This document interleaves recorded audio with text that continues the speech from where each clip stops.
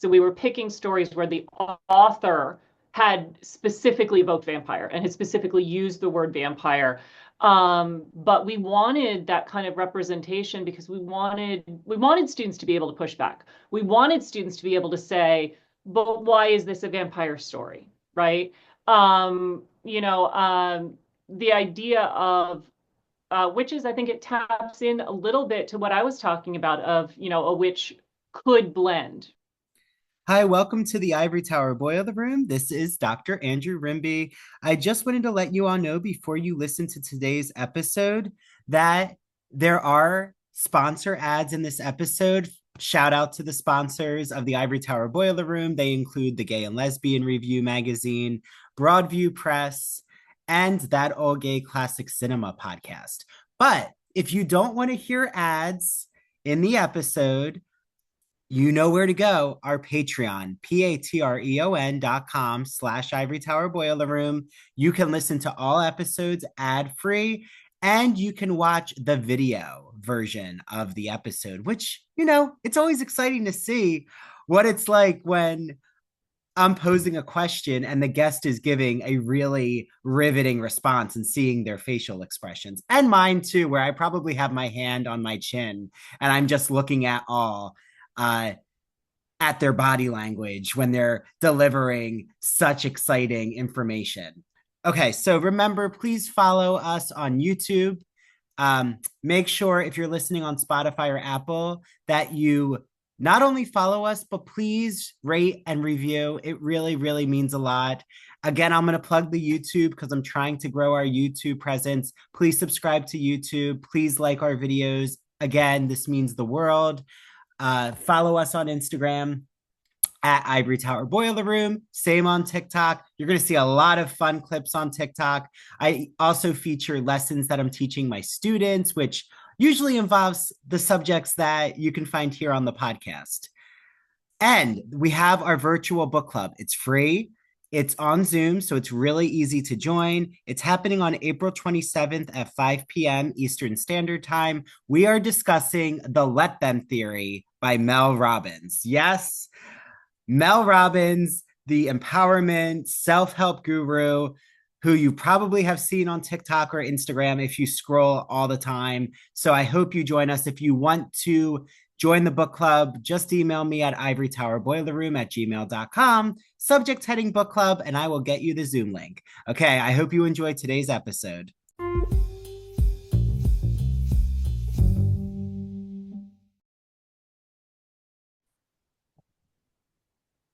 Hi, everyone. This is Dr. Andrew Rimby. Welcome back to a Broadview Press episode. I always love these. So today is all about vampires, vampire literature, and anthology, written by both Doctors Robin A. Werner and Elizabeth M. Lewis. They are instructors in the Department of English at the University of New Orleans. And as I've just learned, Robin is also the associate chair. So make sure, shout that out. What's really exciting is this anthology. I've always had a fascination with vampires. I mean, I've had on Paul Tremblay talk about his novel horror movie. We've talked all about different horror films. My fiance came on and talked about Scream. So there's nothing like just getting to the root of the foundation of the vampire myth and lore. So thank you so much, Robin and Elizabeth, for joining me today. Thank you for having us. So I learned that you both went to grad school at Tulane, how you both Yep. met each other. So does that fascination with the Gothic, does it stem from Tulane, or do you both have kind of a different journey of how the Gothic entered your life? So I was just kind of a spooky kid. I discovered Anne Rice in 1991 in high school.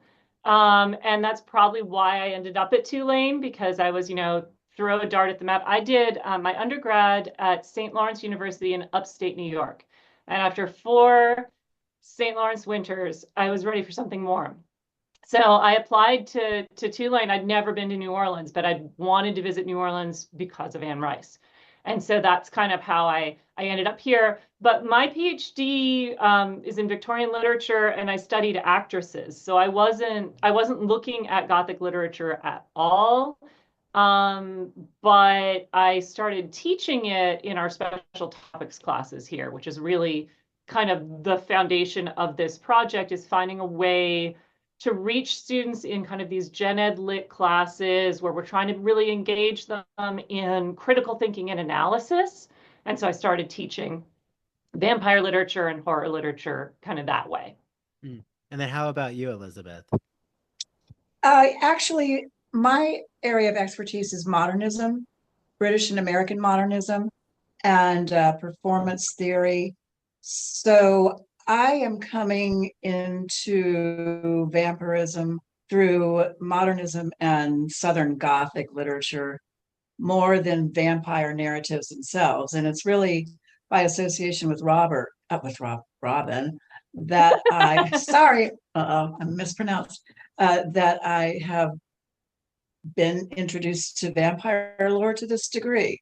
So I'm the co-editor, and it's really, it's all of it's Robin's project, and I'm just along for the ride. I needed a 20th century Americanist. There you go. There you go. And she's right down the hall. And I stopped her in the parking lot one day and I was like, I have this crazy idea. Yeah. So when it comes to like putting together an anthology like you have, I love how it's divided into the thematic elements, right? We have vampire and race, vampire and sexuality, vampire hunger, families, power. So what was it for both of you, to create these thematic sections? Like, did that help choose the certain literary examples? What were the pros in that arena? It went back and forth a lot. We had way more sections than this. The titles of the sections went through various iterations. But I think it comes out of, so I've been teaching vampire literature at UNO for I think 11 years now, 12 years. And when I first taught it, I taught it chronologically. And we didn't want to do the anthology that way because we wanted this to be something that was easy to teach out of, right? We wanted to create something that was going to foster discussions. And with what I found with chronology is I ended up teaching Survey of British Literature, but just with vampires, right? And we did a lot of history lecturing, and that kind of shut down discussions sometimes with my Gen Ed Lit classes. And so I started, before the anthology started, I started teaching kind of thematic units and putting together texts from different cultures and different time periods, and talking about the themes. And that worked better in my class. So that's how we organized this. This anthology was also inspired in part, I'm not sure if you're familiar with the Broadview anthology of fairy and folk tales. Yes, I love it. Because I teach it. Yeah, I teach gender and fairy tales out of that. And the first version of that had sort of, here's the Cinderella section. We're going to put together all of these different Cinderella narratives. Here's the Sleeping Beauty section and all these different. And so I was inspired by that.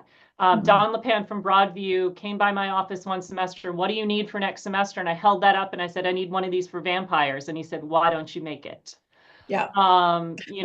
So that's the origin story. But what I think is really useful about it is you can go chronologically, right? And you'll notice that each thematic unit is chronological within that unit, and we've got an alternate chronological time period, pardon me, table of contents. But to me, it fosters connections in the literature. But you also asked, did that shape the literature that we put in? So the original draft of this was about 300 pages longer. It included lots of stuff that we really loved and we really wanted to put in.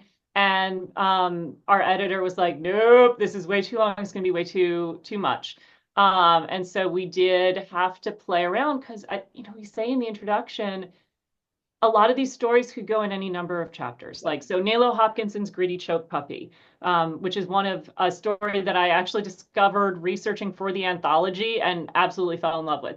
It could go in hunger. It could go in family. It could go in race. It could go in any number of chapters. And so there were a bunch of stories like that where we're like, where do we put them where they'll Mhm. fit logically, but also we wanted balance. We didn't want, one chapter super duper short. We wanted things to kind of flesh out. Does that make sense? Yeah. And so what is it like, taking a step back a little for everyone Mm-hmm. listening? What is it about the vampire just as a figure? Mm-hmm. Um Nosferatu, right, is now in our mainstream again with the new film Mm-hmm. Yeah. Right. adaptation. But I know. what is it about the anxieties? Like the vampire Mm-hmm. has such this speaking to what's scaring and making the current culture frightened, right? Bram Stoker does that so well in Dracula.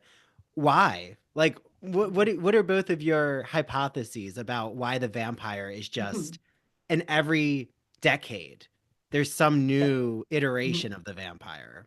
Well, and I feel like Bram Stoker's is so different from Nosferatu because what to me is enticing and also horrifying about the vampire is that they can be the person sitting next to you. Mm. And Nosferatu, at least I'm thinking of the 1922 film, Yeah. pretty sure you'd notice that he looked different, right?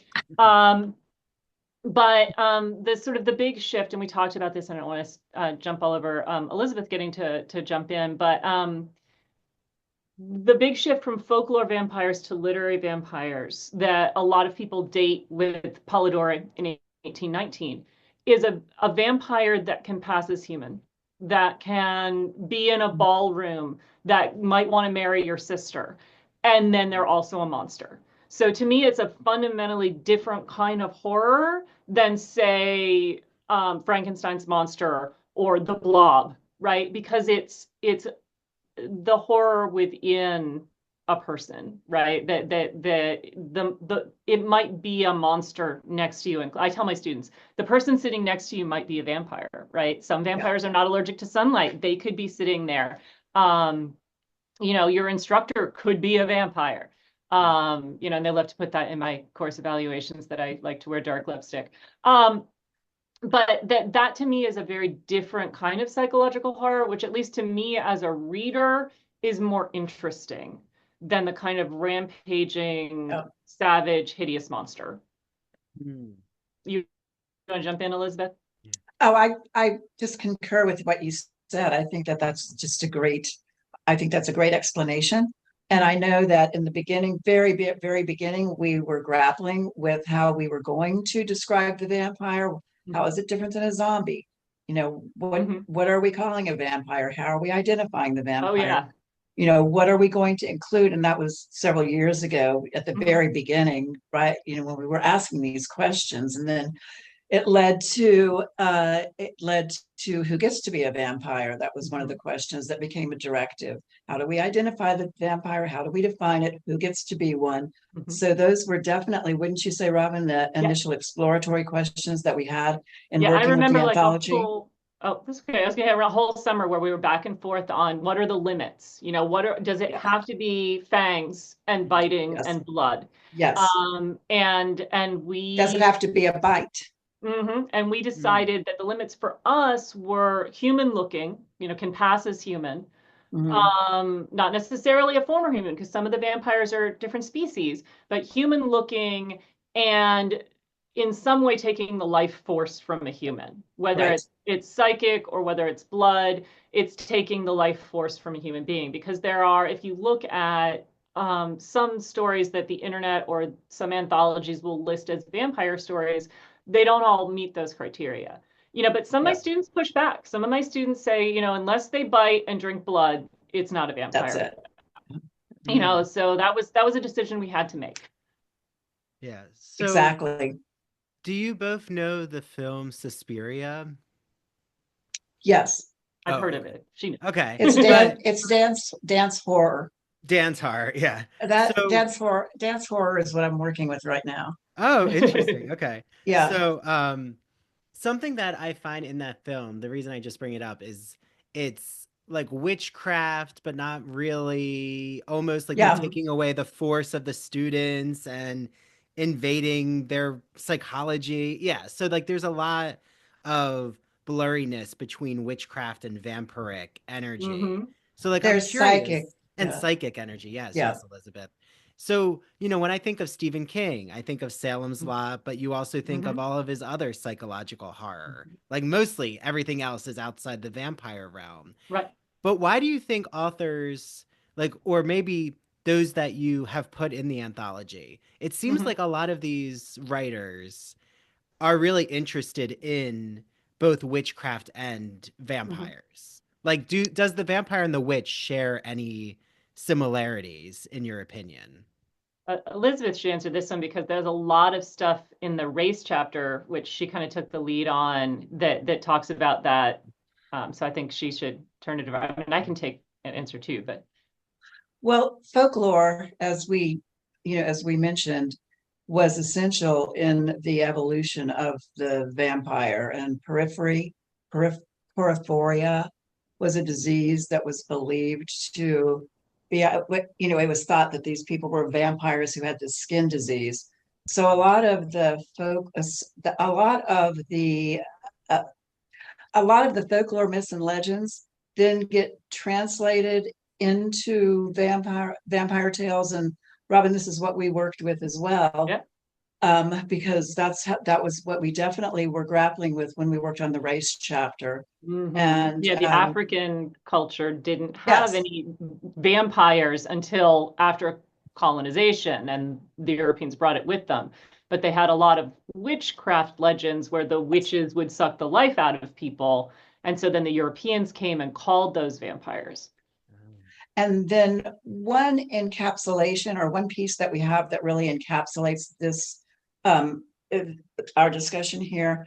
I really think that it is the White Witch, that poem, The White Witch, Harlem Renaissance, and that is the White Witch then is vampiric, and don't you think that's where the vampire becomes kind of a metaphor, Robin?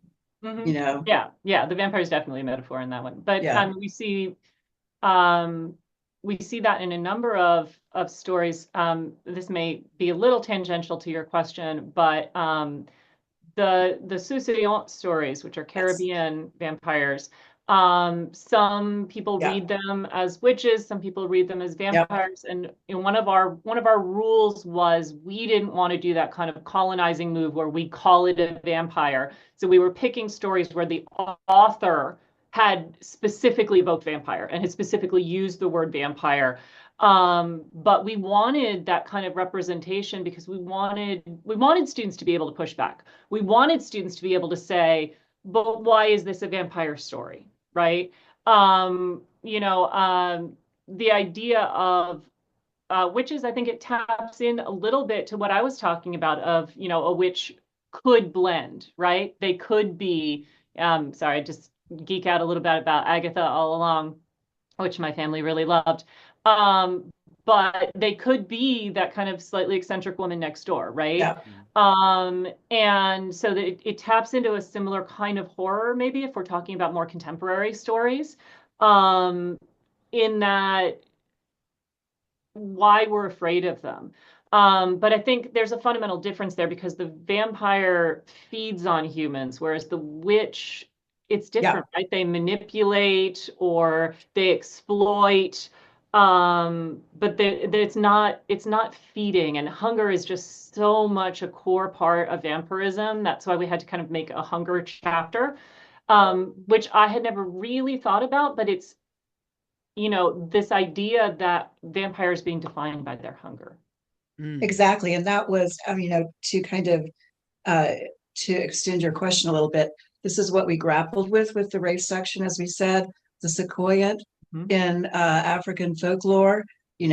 She figures in some of the works that we have in the anthology, and that's what we talked about. Robin, is this a vampire? Yeah. Is this a witch? Then making the ultimate decision. Well, she feeds, right? Mhm.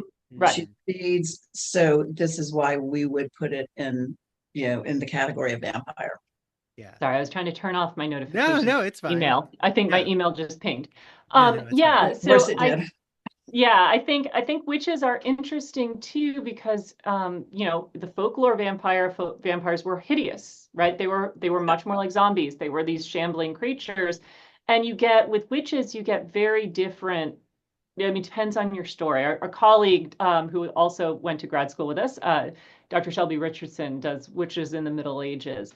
And you think about, you just taught the Scottish play. Sorry, I was a theater major, so I'm going to call it Scottish play. But you just taught that. And I've seen productions where those witches are hideous, green skinned. And I've Yeah. seen productions where they're beautiful sirens, seducing the protagonist. And so it's sort of like vampires. You get Nosferatu with his hideous rat-like features, or you get Lestat, who, even though he's this horrible, destructive person, I guess, is just so beautiful that he still gets people to do what he wants.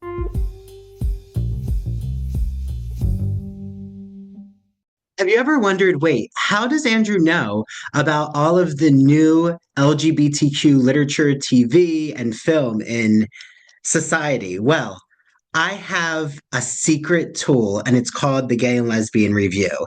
It is my favorite magazine. It is bi-monthly, which means it comes out every 2 months. So right now, the March and April issue just came out. It's an encore issue. It's called When Did the LGBT Movement Begin?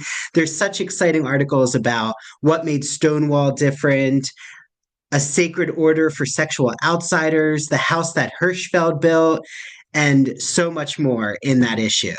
I actually just had on authors William Benjamin, Margaret Vandenberg, and Lawrence Senelik, who had written to me, and I discuss his responses as a special gay and lesbian review and ITBR podcast episode. So you can look for that in our podcast catalog.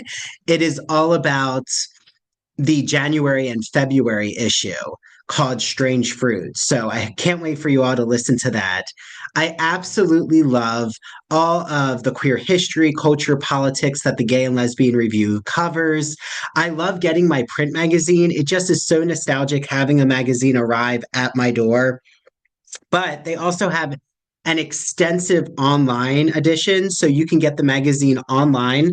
Um, I know so many in my life who've told me that they are now reading the Gay and Lesbian Review for LGBTQ literature recommendations. I love that. So you can use an exclusive code.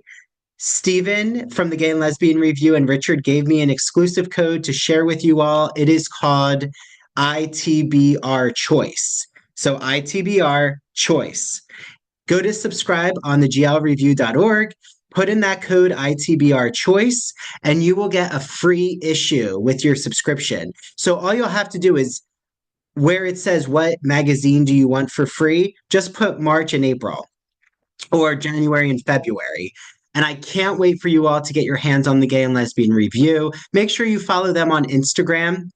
And please let me know if you're reading the Gay and Lesbian Review because I'd love to shout you out on the podcast. So, you all know that I am such a fan of musical theater and classic movies. So, I can't wait for you all to listen to one of my good friends' podcasts. It's called That Old Gay Classic Cinema, hosted by Christian Garcia. It's a podcast that looks at classic cinema films that we know and love. And he was inspired by Turner Classic Movies and The Great Movie Ride. Remember that amazing ride where the Wicked Witch of the West rose up in a burst of flame in Disney? That was one of my favorite rides. I'm so sad it closed. So, while looking at classic films, Christian is so excited to look at it with a queer lens. And he brings on friends like myself to talk about all of these films. I was on the first episode when we discussed The Sound of Music. I've been on an episode of Alfred Hitchcock's Vertigo. He just released an episode about the Philadelphia story. He's done Meet Me in St. Louis, Sweet Charity, Psycho, Mary Poppins, Hello Dolly. He had on Down the Yellow Brick Road hosts and the Garland Gab hosts to talk about The Wizard of Oz. So make sure that you listen to That Old Gay Classic Cinema on Apple and Spotify and follow him on TikTok and Instagram at That Old Gay Classic Cinema. Okay, start watching the classic movies and make sure you listen to Christian's podcasts.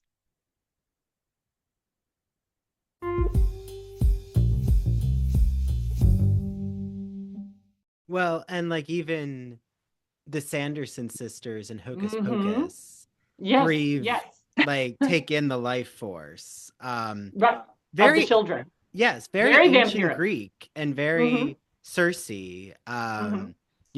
keeping Odysseus Yeah. captive. I mean, right? Witchcraft and the vampire legend, they Hmm. have such an ancient Yeah. Greek root. Well, and the female Yeah, vampires, all in so many iterations, suck the life out of children, Mm, right? That attacking children is associated with female vampires from Philip K. Dick's The Cookie Lady, yeah. all the way, to Dracula's Lucy, to Moreno Garcia actually plays on it in Certain Dark Things, which I'm going to be presenting on at the Pop Culture Association. This idea that we think of male vampires preying on women, female vampires being seductive to men, but actually sucking the life out of children, in this kind of violation of our ideas about nurturing and things like that. Right, right. yeah. So do you feel like for both of you, this is a hard question to pose to English literary minded people, but because I do feel the field has opened up so much now to pop culture, Mhm. like you've just Yeah, mentioned the conference you're going to, Robin, yeah. is do you feel that the literature that you added to the anthology helped both of you just tap into whenever now you're watching a vampire film, understands the context more, or do you feel, I mean, it's hard for us to kind of No, that's an like interesting take question. out Yeah. our critical Mhm. lens when we're watching something, but do you feel that just an everyday audience member watching the new Nosferatu, like they're going to see it like as this novel thing without all the background history and legacy there? Well, so that's an interesting question. I'm gonna, if you bear with me for just a minute. Um, So the paper I'm presenting at Pop Culture Association is actually on a contemporary, it's not contemporary, it's 2016, but Moreno Garcia's Certain Dark Things, which I'm arguing is in conversation with Dracula.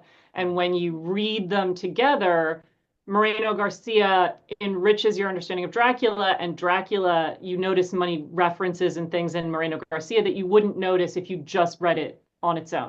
And so I feel like it's the same thing to me when I'm watching pop culture vampire stuff, is that I've got so many references in my head that I'm seeing things, that I wouldn't see otherwise. And it's this kind of thing where you can kind of turn it off. Like, I know a lot of my colleagues in vampire studies got very mad about the movie Renfield. I thought it was cute because I was able to just go, whatever, Nicolas Cage as Dracula is hilarious, right? Um, but I think that when something in pop culture is trying to be elusive, then it does, having your knowledge of these other things, it helps you pick things apart. So I have a student in my vampire literature class who took my ghost stories class last semester. And I, at the start of the semester, said, okay, I've gone and I've seen the new Nosferatu and I have some thoughts.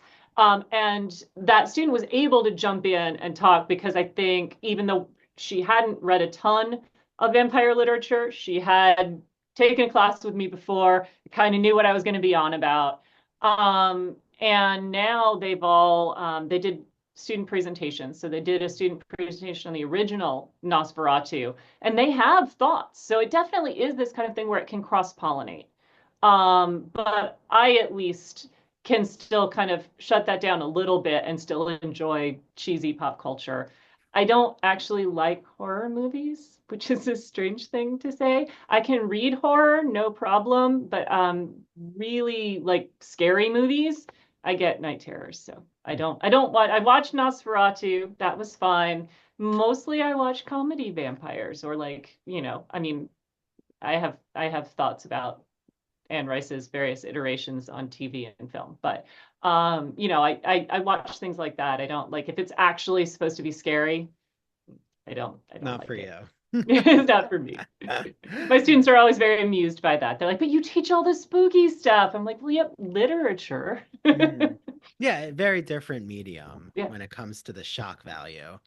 Hmm. Well, Yeah. speaking of the intersection, what's interesting is that all of our chapters are framed by films. Hmm. Mm. Yeah, You know, so so how really did you thinking about Blackula, yeah. right? I mean, that really helped me, and try, and Robin, you were instrumental too in helping me think through that one. But yeah, so Yeah, that there was a is, last minute decision. We were like, you know what? We really need Blackula in the anthology. So we had it as the introduction to the race chapter for a Mm, while. mm, And then we were like, no, we want that opening scene. And that we couldn't find the screenplay anywhere. So I actually sat in my office for a day with headphones watching transcribing. it. and transcribing it? Yeah, Yeah, I and know, my Robin. students have That been was excited. They're like, "This is so cool!" So, yeah, Yeah. yeah. You did Well, a great job. and so what was the film that you chose for sexuality? what did we talk about? Did I we don't choose for remember. sexuality?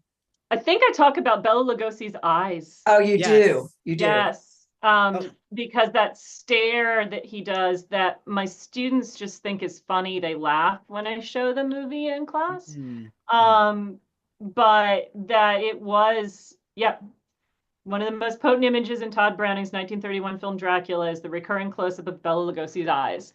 Yeah. But every woman who he stares at falls prey to him. mm, So yeah, I started with old school Bela Lugosi, and this idea. We first see him when he enters that film, staring at this like flower cellar, and she just kind of, oh, and of course Lucy, and so I actually went old school with the sexuality. Obviously, there's like I love Tom Hiddleston and the Only Lovers Left Alive, Tilda Swinton and Tom Hiddleston. Ooh, ooh, If you're ooh. talking Yeah. about sexuality and vampires, and of course, I taught a whole generation of students who were obsessed with Edward Cullen. Never could get into those myself, but a whole generation of students who were obsessed with that. So, it depends on what you mean.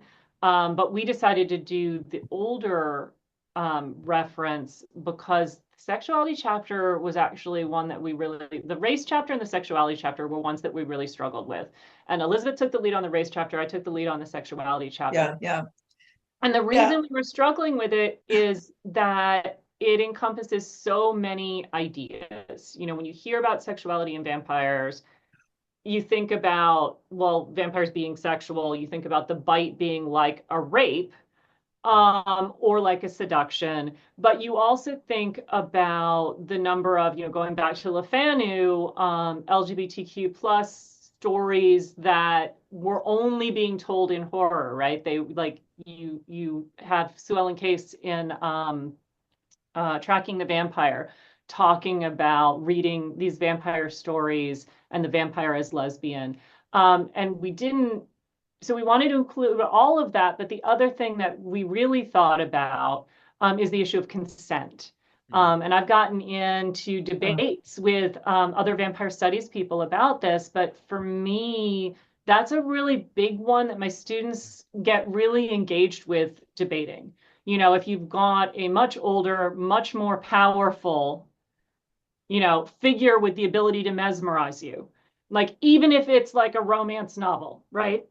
Even if it's like paranormal romance, can you really be consenting because of this power differential? And so we wanted to interrogate that idea of power, of consent, of desire. And unfortunately, uh, we couldn't include Anne Rice in the anthology. There was a Anne Rice story that we had in there that really worked, but Anne Rice's people would never respond to any of us.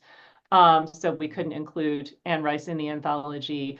But I think Rice's work really speaks to that idea of, for instance, an interview, does Louis know what he's consenting to? Lestat says, I'm going to give you a choice, but his choice is this or death. mm, And Louis has no way of knowing what he's consenting to. So, on one hand, I don't want to tell anyone who, thinks vampires are sexy that they're wrong, because there are definitely pop culture examples of sexy vampires, and let's delve into that. But I think it's such a complicated, multifaceted chapter that goes in so many directions. And that's why I love that we were able to include Poppy Zebright. And Yeah. Billy Martin. Billy Yeah. Martin is his name, but he asked to be published under the name of Poppy Zebright because that's what the novel Lost Souls was originally published under.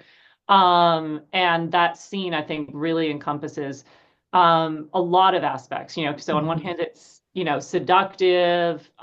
You've got a male vampire seducing a young man. But on the other hand, the young man says, please make me a vampire. And he just kills him because, nope, can't do that.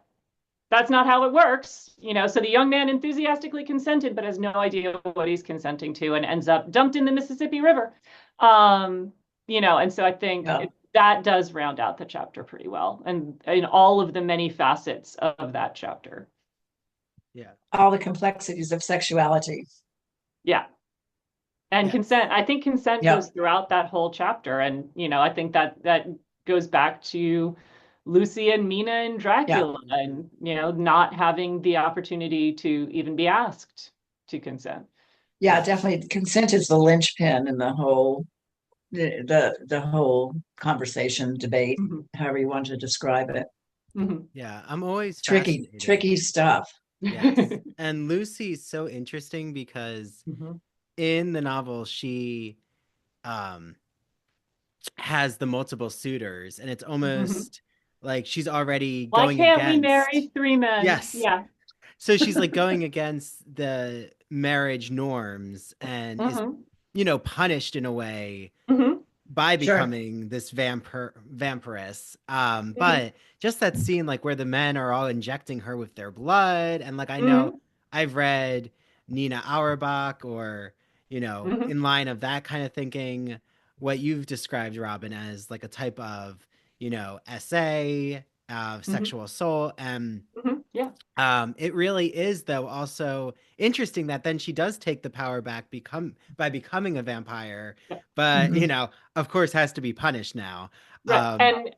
So I don't have my stake. So when I teach Dracula, it's a poster tube. It's about like that long, about that big around. The stake that they used to kill Lucy. Wow. Van Helsing carries in a cricket bag. It is described as 3 feet long, 2.5 to 3 inch diameter. And the students just pass over that and they don't read that. And then I come in with this poster tube and I stick it up on the desk and I'm like, so I'm 6 feet tall. I'm really tall. And I point out to them, like, I'm probably taller than these men. I'm certainly taller than Lucy, who is described as a little girl.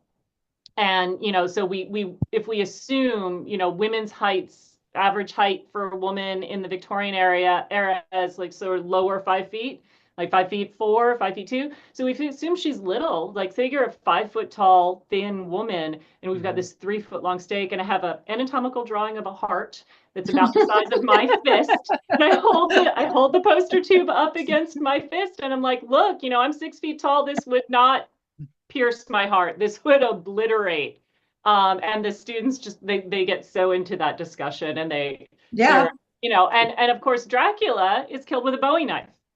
So Bowie knife and a Gurkha knife. So a Gurkha knife is like 14 and Bowie knife is like 12 inches, and it takes a 3 foot long, 3 inch diameter stake to kill Lucy.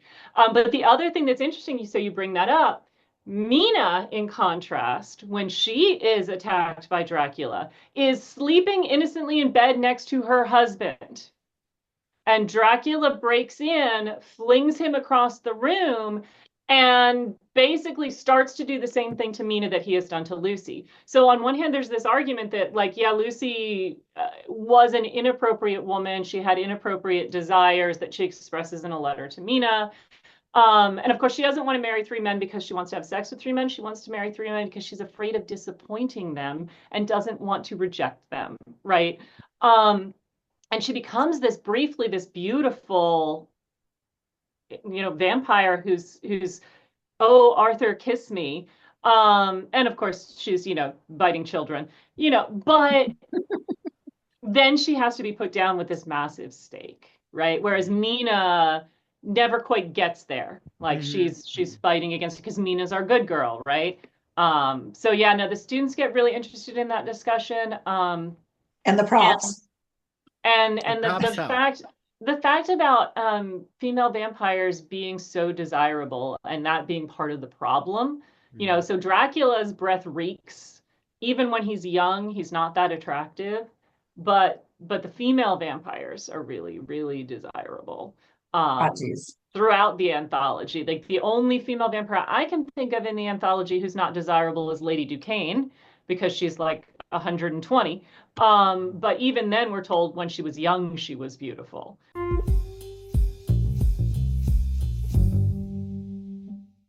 When I think about this sponsor for the podcast, I always just think of coziness. There is such a cozy aesthetic with Broadview Press. If you've never heard of Broadview Press, they are an independent publisher. They publish books like the new edition of The Wizard of Oz, The Great Gatsby, Dracula, all of your classic literary canon. But they don't just publish classic books, they also publish anthologies. So I just had the pleasure of meeting the editors of the Vampire Literature Anthology. If you are a Gothic fan, if you love the history of vampires, Nosferatu, uh, you are going to love this anthology.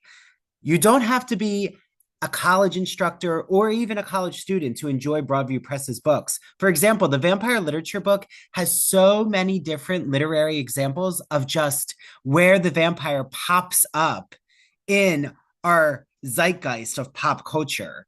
Another book that I absolutely love is The Philosophy of Sports. I'm sure so many of you out there listening know someone who's obsessed with sports. Did you know that there's a whole investigative philosophy about why people are drawn to sporting culture, why there are die-hard fans? I'm looking at you, Philadelphia Eagles. I can say that because I'm from the Philly area originally. Anyone else not from the Philly area, we're going to give you a side eye. But Broadview Press just is so incredible with their books that they're always publishing. I love talking to Dylan, who works at Broadview Press, and Dylan always sends me copies of new books that have come out. So I know all about a new book called Everyday Ethics, which you definitely have to look into if you're interested in philosophy. But I also love that there's a collection of Victorian literature, American literature.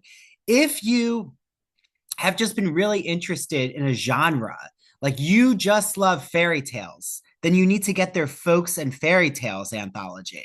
So, Broadview Press has been so kind to give a promotion code for all of you listening to the Ivory Tower Boiler Room. Ready? Write it down, put it in your phone right now. It is ITBR20. So you get 20% off all of your Broadview Press books. Any book that you get is 20% off. BroadviewPress.com. Please let me know what you're getting from Broadview Press. I'd love to share it on our social media. And make sure you follow them on Instagram at Broadview Press. Enjoy your reading.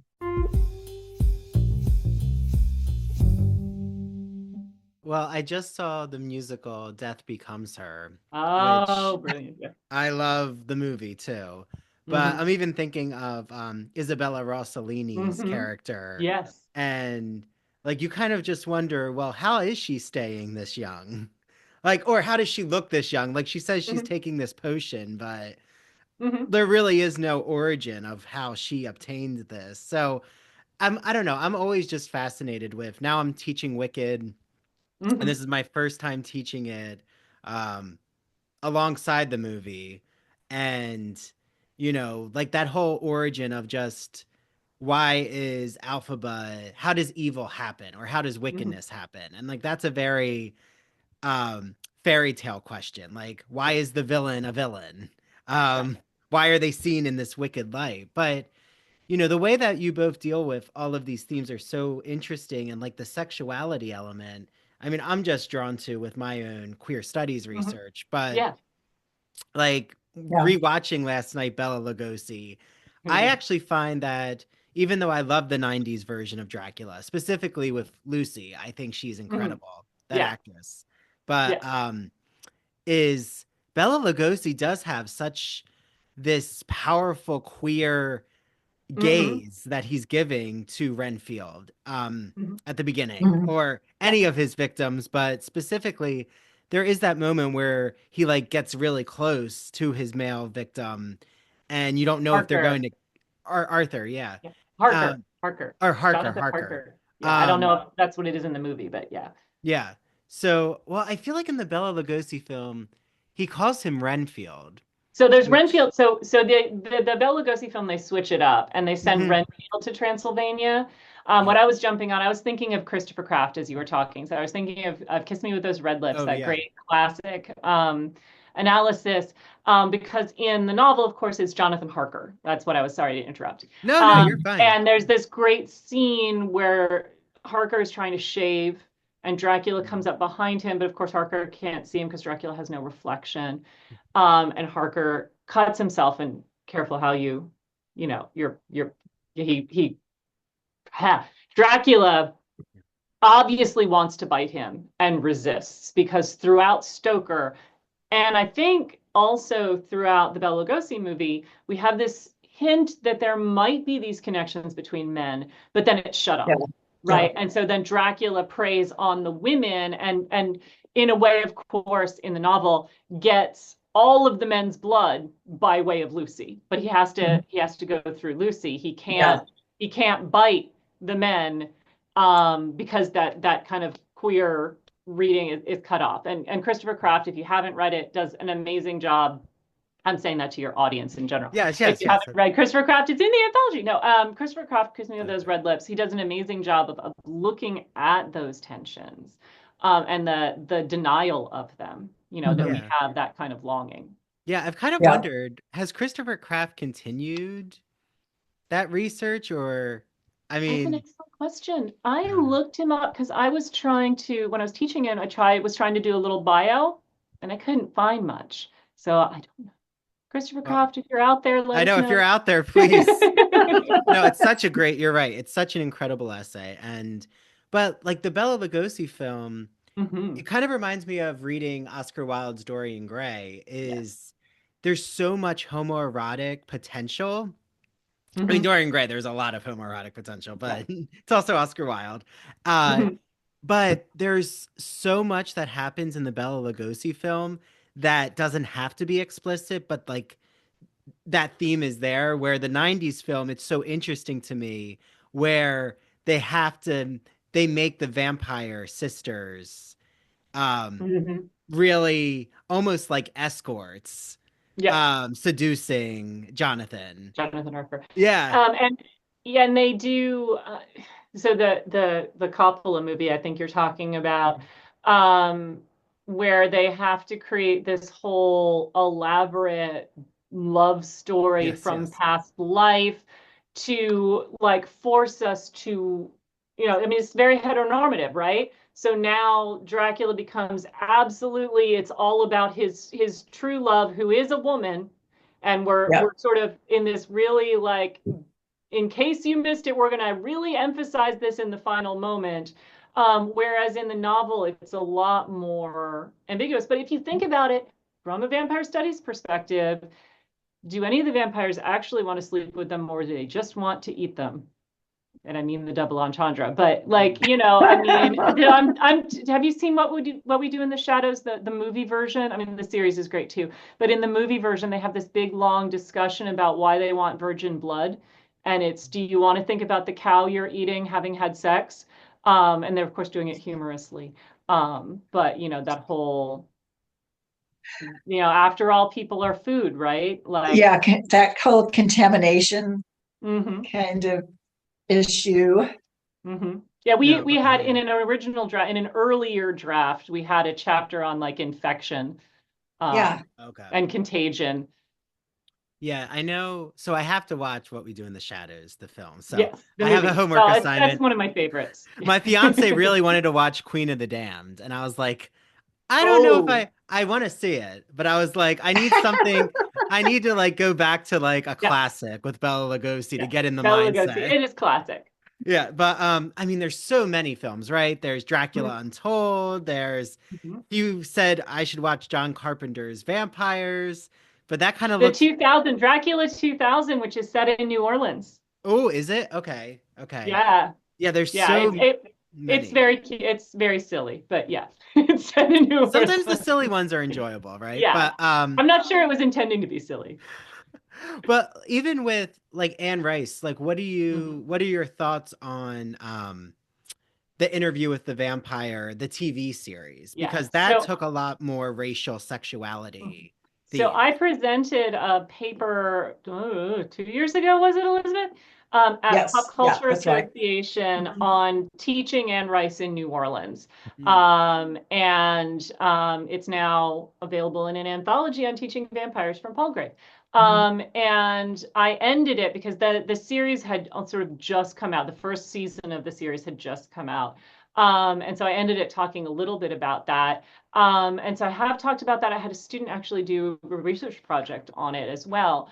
Um, in terms of the race, I think it adds depth. I don't have a problem with it. This is a city with a complicated racial history, and moving it up in time, I also didn't have a problem with that.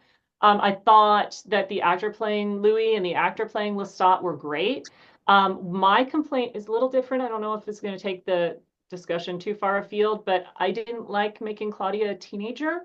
I Mhm. understand why they had to. Um, but to me, that character is so disturbing because she looks like a child, and she's Yeah, even younger. So if you think about the 1992 Neil Jordan movie with Kirsten Dunst, who was like 11, yeah. and then looks very young, but in the book she's 5. And when you read the book, so I have a son who's now 15, but when I was rereading Interview to Teach It when he was about 5, and you're reading it, and then your kid kind of cuddles up next to you on the couch, and then you're reading the scenes where like Louis is cuddling with her in the coffin, and it's so much more disturbing than having her be a teenager. Like Mm. there's just so many Yeah. levels of an adult intellect caught, like you forget just how tiny and helpless a 5-year-old is. And so I that was one of my gripes was I think the actress was brilliant. I think she did a great job, but making Claudia a teenager, that bothered me. The race didn't bother me. The other thing that bothered me is did Louis have to be have to run prostitutes? You know, like so we have Louis in the book is a slave owner and exploits enslaved people, and now he's exploiting women, and it's like, okay, can we like maybe not do that, but that was that was the time period, and that's where they went. So yeah, I think that the race added a lot. I think it was interesting. I think the actor was great. I don't know what your take on it is. I have not seen season 2. I am excited that they're going to follow Lestat, because Lestat was always my favorite, even though he's awful and evil and abusive. When I was in reading this in the 90s in suburban Pennsylvania, Lestat was my favorite. Louis was just always whining. Like I had to agree with Lestat. Like he's just always whining. Um, so I Yeah. don't. Have you seen it, Elizabeth? It's been so long, but yeah, Yeah. I Yeah. understand. I do appreciate your critique that you just did on the adaptations, because I Yes. think that, I think that Claudia as a child that's really important in the narrative. And Mhm. also, if you're going to, my thoughts are, if you're going to introduce race as a factor in this adaptation, why did you veer so far from the original enslaver to pimp, Mm. Yeah. you know? But as you said, we understand kind of culturally why that was a I had a bunch of fact. students who were extras in it. Oh, wow. I had a Okay. student who was one of the prostitutes, and I had another student who was a John, and they didn't know each other, but they're the same when they were filming down here. I had, let's say, in the background of that first episode, I think it is, I had a couple of Mm, students. yeah. Yay. Well, Yeah, and I think like as we're nearing, which I told you both, yeah, I always say to my guests, when we start, it goes by so quickly. But this has been yeah. such a fascinating, loved this conversation. Is okay. So, right, you're in the heart of vampire Anne Rice, Hmm. you know, Hmm. garden. Is it the Flower District or The Garden the Garden District is District? where Anne Okay, Rice's close. famous house was. Yeah. Yeah, so right, even American Horror Story Coven, I think of Hmm. with the famous Yeah. house that I think is Yeah. just sold. It was for on the market, I think. But right, New Orleans has such this history of the Gothic and Hmm. specifically vampire lore. Mhm. So, Yeah. but like you both said, you're teaching in like a blue dot in a red state. Hmm. What is it like right now for you both? It doesn't just have to be, right, the vampire anthology, but Right. what is it both like teaching literature right now in such complex dynamics? So, if you each want to Yeah. just speak a little about that. It's hard. My students are happy to talk about gender oppression in the 19th century. And if I try to say, well, how does that relate to today? The discussion shuts down. And that's new for me. That's like this semester new for me. Typically those kind of connections and those kind of leaps, the students come along with me. And right now they seem to be not really willing to make that connection. They'll happily talk about the past and literature in the past, even up through some of the stuff we're reading from the mid 20th century. But then they don't want to talk about today, and they want to come to me after class and talk about it. So they still obviously want to talk about it. And I have students stopping me in the hallway or coming to my office hours, and wanting to have these conversations, but they don't want to have them in front of class. And it's scary as a faculty member. I have a colleague at another university in the state who received a public records request for his queer studies class syllabus. And he's like, the syllabus is online. The only reason there would be a public records request is if someone's preparing a court case. Right. So it's definitely a scary time. It Wow. is. And I have the same experience that Robin is talking about, that students just they do not seem to want to make a transhistorical leap from, whatever literary period that we're talking about to the present day. And they do just kind of shut down. I think that probably everything that you're saying, Robin, is self-consciousness. And Yeah. I also kind of get the feeling this morning, I kind of got the feeling that they just wanted to shut it out. Like they Mhm. did not want to think about the political climate right now. In a weird way, it reminds me of teaching after Katrina. Yeah, So yeah. the University of New Orleans was the only New Orleans university to reopen that semester. And I actually came back before there was potable water. I was back in October, Mhm. teaching at remote campuses, and I had to go teach Jane Austen. And I'm in there, and my students are coming in. It was like a 5 p.m. class. And my students are coming in having been gutting their family homes all day. And I was like, I feel awful trying to initiate a discussion about Jane Austen's Pride and Prejudice. And they said, no, we want this. We don't want to think about today.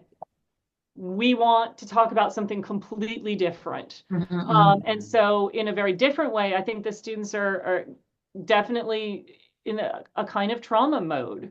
I Um, think you're right. I think you're right, yeah, especially because they've been hearing everything that we've been going through as a university, yeah. budget cuts, we're in such a perilous state. So, yeah, I agree with you. They probably just want to shut it off, tune it Mhm. out, Mm. Yeah.